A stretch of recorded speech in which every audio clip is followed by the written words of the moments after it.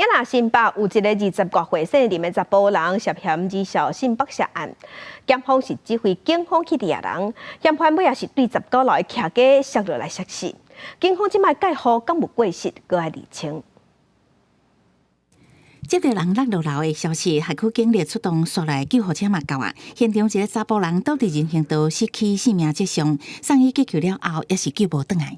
就是听到一声蹦的声音，然后就有一个人掉下来在对面地板上，然后穿白色衣服。刚刚在跟朋友聊天，然后就突然就有看到好像有东西掉下来，然后仔细一看才发现是一个人，然后就倒在地上有扭动，然后砰的一声很大声。 案发四周围为封锁线，监察人员进行采证。这个20多岁死者住新板地区，这8点到12点外为主体19楼落落来。代志发生的时阵，有警方伫伊的主体所在。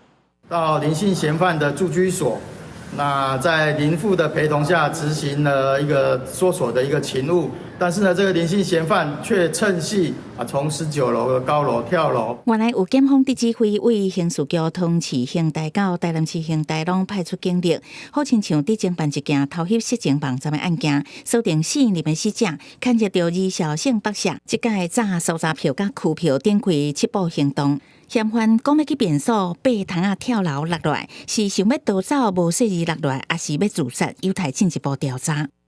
如果需要提示了以后，等于是在你管理底下，你就有点责任吧。警方这个行动介乎敢有疏失，关键的重点就是伫个敢有好看区票。民间事改会当事林英雄伊点出，若做有好看区票，相关安全嘛拢有顾虑，也甲具体过程敢有其他的疏失，后续拢爱好好查清楚。记者综合报道。